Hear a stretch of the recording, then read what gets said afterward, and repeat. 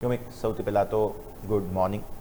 આપણે જાણીએ છીએ કે એફઆઈ સતત વેચી રહ્યા છે અને એક્સ્ટ્રીમ શોર્ટ સાઇડ પર છે.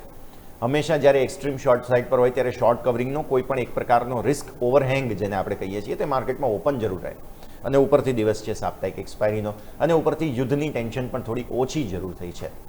પોટેન્શિયલ છે શું માર્કેટમાં કે કોઈ શોર્ટ કવરિંગ આવે અને આવે તો કયા લેવલ સુધી આવે?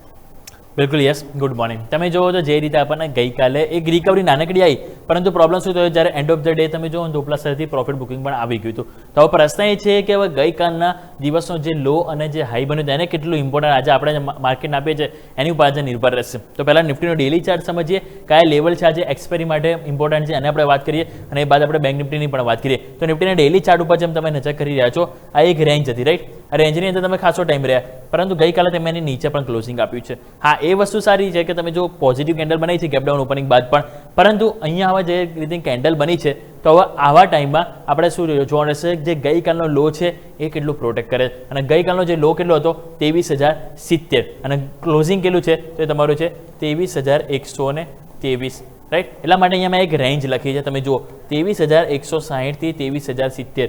આ રેન્જ શું છે? માર્કેટમાં વેઇટ એન્ડ વોચ વાળી રેન્જ છે. એટલે આજે ઓપનિંગ બાદ જો માર્કેટ આ રેન્જની અંદર રહે છે તો આપણે વેઇટ એન્ડ વોચ કરીશું. અગર જો 23,070 તૂટે છે અને એની અંદર 10-15 મિનિટ વધારે એનાથી નીચે રહે છે તો એક વખત આપણને નીચે 23,000 પણ બતાવશે, અને 23,000 નીચે ડાયરેક્ટ આપણે જે લેવલ આવશે એ 22,920 સુધીને પણ માર્કેટ જઈ શકે છે. પરંતુ એ ક્યારે? અગર જો 23,070 ગઈકાલનો લો સસ્ટેન નહીં થતો, વારંવાર નીચે જ રહી છે, તો પછી આપણે 22,920 વિચાર કરીશું.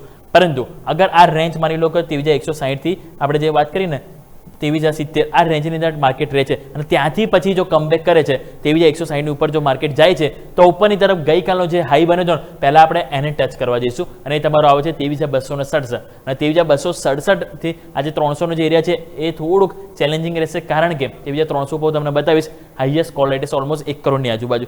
સો ઉપરની તરફ આજે ન્યૂનતમ શરતી કે ઓપનિંગ બાદ જો ખરીદી આવે છે તો પહેલું સ્ટોપ માર્કેટ ક્યાં લઈ શકે છે?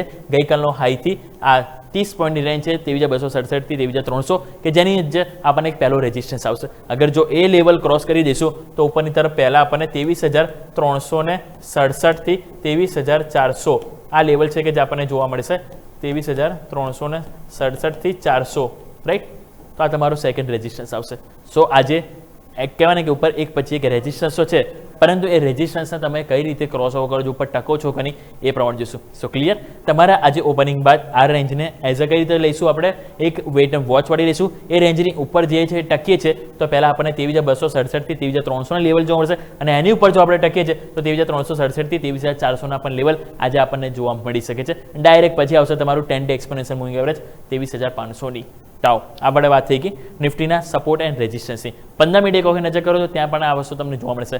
15 મિનિટમાં તમે નજર કરશો ને તો ત્યાં જે મોમેન્ટમ જે બન્યું હતું, કારણ કે આ એરિયા તમે જો કેટલું આખું ઓલમોસ્ટ તમે જોશો ને તો જૂન મહિનો આપણને એક રેઝિસ્ટન્સ એરિયા હતો, નથી એની ઉપર જતું નથી એની ઉપર નીચે જતું, પરંતુ ગઈકાલે તમે એની નીચે ગયા અને સારી વસ્તુ હતી કે એની નીચે ગયા પછી તમે એની ઉપર આવવાનો પ્રયત્ન પણ કર્યો છે.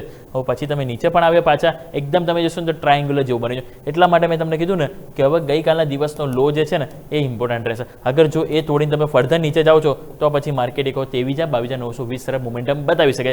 અધરવાઇઝ નવી તેજી માટે જે તમને કહું છું ગેપ, આ લેવલ છે તમારું 23,267. જો આની ઉપર તમે ગયા ને તો ડાયરેક્ટ આ જે ગેપ છે ને ગઈકાલ વાળો એ તમારો આવે છે 23,360 23,365 આજુબાજુ. એ ગેપ આજે ખાસ કરીને પૂરો થતો જોવા મળી શકે છે. આવો હવે વાત કરીએ ઓપન ઇન્ટરેસ્ટ, કારણ કે આજે છે એક્સપાયરી. તો એક્સપાયરી દિવસ આપણને ખ્યાલ છે કે સ્વિંગ જબરજસ્ત હોય છે આપણને ઓપન ઇન્ટરેસ્ટમાં. તો પહેલા સ્વિંગમાં આપણે જો સપોર્ટની વાત કરીએ તો આજે સપોર્ટ તરીકે આપણને જે 23,100 છે ત્યાં કેટલા છે? ઓલમોસ્ટ 70 લાખ આજુબાજુ જોવા મળે છે. એટલે આજે ઓપનિંગ બાદ તમારો જે મેક ઓર બ્રેક લેવલ રહેશે ને 23,100 રહેશે. જે આપણે રેન્જ પણ વાત કરીએ એની એવરેજ પણ તમે કાઢશો ને તો તમારો 23,100 જ આવશે. એટલા માટે 23,100, કારણ કે કોલ રાઇટર્સ પુટ રાઇટર્સ છે, પુટ રાઇટર્સ થોડા કમ્પેરેટિવલી ફાઇટ આપી રહ્યા છે, એટલા માટે ચાન્સ છે કે 23,100 આજે એક સપોર્ટ તરીકે કામ કરે.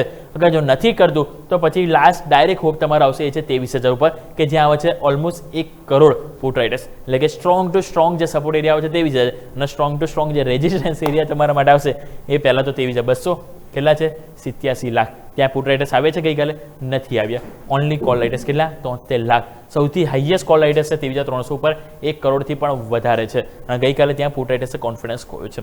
એટલે જે આ એક રેન્જ છે, રેન્જની અંદર જો માર્કેટ રહેશે તો રેન્જ બાઉન્ડ જ રહેવાનું છે, પછી મોટી અપેક્ષા નહીં લાગે. પરંતુ નવી તેજી માટે જેમ આપણે વાત કરીએ ઉપરની તરફ 23,300 જો ક્રોસ થશે આ ક્લસ્ટર તો જબરજસ્ત શોર્ટ કવરિંગ પણ પોસિબલ છે. અને નીચેની તરફ તમારું જે સ્ટ્રોંગ ટુ સ્ટ્રોંગ સપોર્ટ છે કે અગર જો ઘટાડો આવે છે તો તમારું 23,000નું લેવલ છે કે જ્યાં એક સ્ટ્રોંગ સપોર્ટ તરીકે કામ કરતું આપણને જોવા મળવાનું છે. બાકી ઇન બિટવીન માર્કેટ છે કે અપડાઉન બંને સ્વિંગ બતાવશે. વાત કરીએ બેંક નિફ્ટી. બેંક નિફ્ટીમાં તમે જો તો અહીંયા એક વસ્તુ મને શું પસંદ ખબર, તમે 4 દિવસ હાઈ લો બનાવ્યા. ગઈકાલે તમે ગેપ ડાઉન ઓપનિંગ થયા, પરંતુ ગેપ ડાઉન ઓપનિંગમાં તમે કેન્ડલ તો સરસ પોઝિટિવ બનાવી છે. અને કમ્પેરેટિવલી નિફ્ટી કરતાં બેંક નિફ્ટીમાં તમે જો મજબૂતી ગઈકાલે પણ સારી હતી, નો ડાઉટ ઘટાડા સાથે ક્લોઝિંગ તો હતું, પરંતુ જે રિકવરીમાં નિફ્ટી કરતાં કહેવાય થોડા માર્ક્સ બેંક નિફ્ટી વધારે લઈ ગયું છે. અને અહીંયા તમે જો તો સિમ્પલ એ સ્ટ્રેટેજી છે. ગઈકાલના દિવસનો જો લો ના તૂટે ત્યાં સુધી આપણે મંદી માટે વિચાર નહીં કરીએ. અને ગઈકાલના દિવસનો લો તમારો કેટલો છે 53,843 આજુબાજુ આવે છે. એટલે 53,800 વાળું આ જે ક્લસ્ટર છે ને એ તમારા માટે એક સ્ટ્રોંગ કહેવાય ને એક સપોર્ટ એરિયા છે. એટલે જ્યાં સુધી એ ના તૂટે અને એની નીચે 10-15 મિનિટથી વધારે ટાઈમ જો તમે રહો છો તો પછી કહો 53,500ના લેવલ પણ આપણને પોસિબલ છે. અને ઉપરની તરફ 54,000 ઉપર ગઈકાલે ક્લોઝિંગ આવી એ બહુ સારી વસ્તુ છે. હું તમને 15 મિનિટમાં બતાવીશ, પરંતુ 54,000ની ઉપર તમને જે ક્લોઝિંગ આપ્યું એ સારી વસ્તુ છે. 54,000ની ઉપર જો આજે પણ તમે ટક્યા છો તો પહેલાં ઉપરની તરફ આપણે જે લેવલ છે ને અહીંયા કે જે એક ક્રોસ કરવું જરૂરી છે એ તમારો આવશે 10 ડે એક્સપોનેન્શિયલ મૂવિંગ એવરેજ અને છે 54,215. 54,215 ઉપર જો બેંક નિફ્ટી આજે 15 થી 20 મિનિટ જો ટકે છે તો ચાન્સીસ રહેશે કે આપણને આજે 54,500 પણ લેવલ જોવા મળશે અને એની ઉપર 54,864ના પણ લેવલ પોસિબલ છે. પરંતુ એના માટે શું કીધું, 10 ડે એક્સપોનેન્શિયલ મૂવિંગ એવરેજ છે એની ઉપર ટકવું જરૂરી છે. અગર જો ટકી ગયા તો મોમેન્ટમ આપણને સરસ પોઝિટિવ 54,500 54,864ના આપણને જોવા મળવાના છે.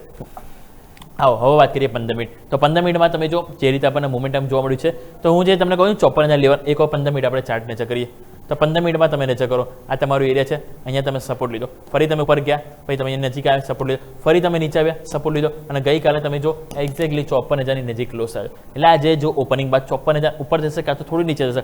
54,000 લેવલ જો તમે જાળવી રહ્યો છો ને તેમાં મોમેન્ટમ પોઝિટિવ તો બનશે, પરંતુ વેઇટ ક્યાં કરીશું આપણે 54,250ની આજુબાજુ જે 10 ડે એક્સપોનેન્શિયલ મૂવિંગ એવરેજ જે કોન્ફિડન્સ આપશે અને કોન્ફિડન્સ પછી આપણને ઉપરની તરફ પહેલાં 54,500 અને પછી 54,865ના પણ લેવલ બતાવવા માટે સક્ષમ થશે.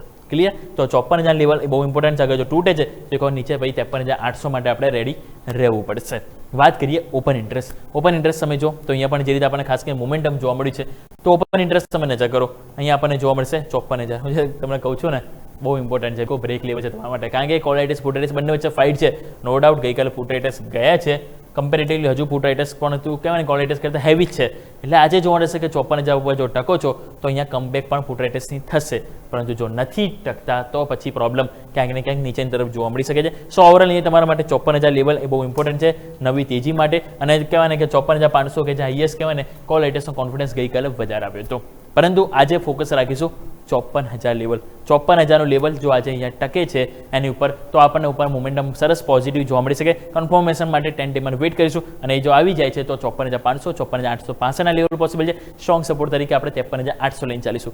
સેમ વે નિફ્ટીમાં આપણે વાત કરી કે આજના દિવસે ગઈકાલનો લો છે 23,070, એ અહીંયાથી વોચ કરીશું. અગર જો એ બ્રેક થાય છે તો 23,000 પણ પોસિબલ છે. અગર જો એ બ્રેક નથી થતું, અહીંયા આપણને યુ ટર્ન આવે છે ત્યાંથી તો આપણને ઉપરની તરફ પહેલાં 23,300 અને એ બાદ આપણને 23,400ના પણ લેવલ એક પોસિબલ જોવા મળી શકે છે. યસ.